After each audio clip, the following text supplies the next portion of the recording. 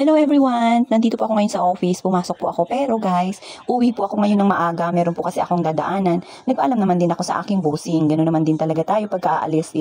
Kailangan nating magpaalam. At meron nga po yun yung kasama ko, inaiwan siya. Itong office po kasi namin, nandito pa sa third floor. So, napakataas guys. At habang pababa nga po ako dito, nakasalubong ko naman ito yung ating friendship.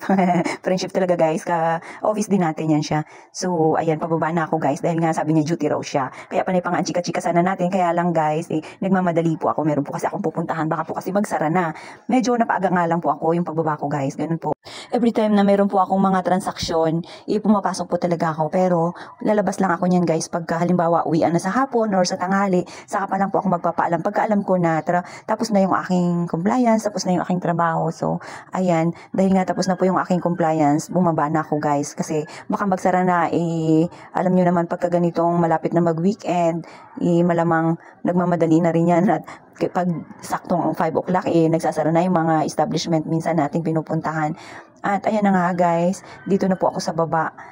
Yan, buti na lang, wala pong ulan ngayon at ayan yung ating mga kasama, umuwi na rin sila. Siguro itapos na yung kanilang mga compliance. Ganun po minsan dito sa amin, pagkatapos na yung compliance at may mga gagawin pa po, nagpapaalam lang. Pinapayagan naman din. At ito nga po, dumaan po ako dito guys para kunin yung aking mga pinagawang tarp.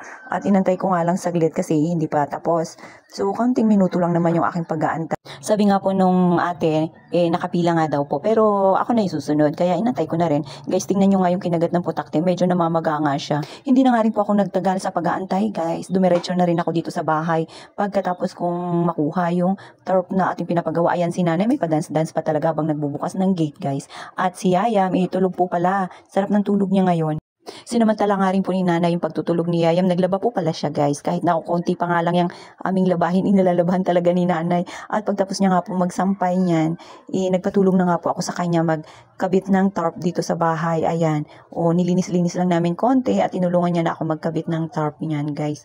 Kasi alam niyo naman tayo, may mga pangarap tayo minsan na maliliit na bagay lang, masaya na tayo. Tinanggal ko na nga rin po pala ito, yung matagal na panahong kurtina na nakasabit dito sa aming bodega guys. Kasi kahit na kulay green yan, kitang-kita pa rin dyan yung dumi. At ayan, nagpusing-pusing pa nga ako kasi nga, talagang parang nagbunyi tayo guys. Anong tawag dun guys? Sa Tagalog. At yan na nga po pala, ang daming mais guys kasi nagbigay pala ito yung aming kapitbahay. Shout out po natin si Nanay Emma, talagang napakabait niyan guys kasi nga meron po silang farm tapos ang dami-dami palagi mga tanim at every time na mag-harvest sila, kahit pa paano nag-aabot talaga yan dito sa bahay. Thankful po tayo for that kind of neighborhood. Wow. After nga po niyan guys, pumunta na kami dito ni nanay sa kusina kasi may naisipan na naman kaming gawin. So, iibahin na naman namin yung posisyon ng mga kagamitan dito sa kusina. Masaya rin ako pag ganito guys na may mga nagagawa ako na maganda. Wow. May nababago sa paningin at tatanggalin nga lang po namin ito yung lamesa na to guys na matagal nang ginagamit dito kasi medyo masikip. Alam nyo ba kung ano ang ilalagay namin dyan? Ayan, nilabas na nga po namin sa labas ng bahay. Nagpapasikip lang lalo guys. At ito naman, itong pinagawa namin na to na bakal, hindi ko alam, shurak ito guys para sa sapatos. Pero naman ang nakalagay yung mga helmet at kung ano-ano pang mga pwedeng ilagay. Ayan, napakalakas talaga ni nanay. Binuhat lang mag-isa at syempre, si nanay habang nandun siya ulit sa taas, binaba niya nga po ito para lilinisan ko raw guys. At talagang binibigay niya sa akin yung mga trabaho na medyo magagaan lang at yakang-yakan natin guys. Syempre, ganyan lang ang buhay natin. Dapat nagtutulungan lang, di ba? Kahit nga sa mag-asawa, dapat nagtutulungan din.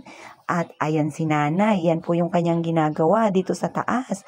Pinangbababa niya na yung mga nakatambak na basura doon sa taas guys. At ito naman ang aming ipapasok. Dahil nilabas namin ang lamesa, ayan, natapos rin ang aming ginagawa. At pagkatapos niya nga, guys, dumaan nga pala ako dito sa Kayako Commercial. Yung bilihan ng mga lagayan ng mga certificate holder. Yan, bumili lang nga po ako dyan. Pero parang nahirapan pa nga ako maghanap. Akala ko iwala. Kasi guys, alam nyo, ang hinahanap ko, certificate holder ang binigay. Ang tinuro sa akin, hindi kami nagkaintindihan. Mali pala yung tinuro sa akin ng tindera. Ang binigay niya sa akin, guys, yung mga frame. So, sabi ko, hindi ko afford yun. Kaya bumalik po ako dito sa kanya. Kaya, ayun, natumbok niya rin ang ibig kong sabihin, guys. At yun lang naman po yung aking bibilihin dito. Kaya, nagtingin-tingin lang naman ako ng pwede kong bilhin na para kayayam. Kaya lang, halos parang pang babae naman, guys.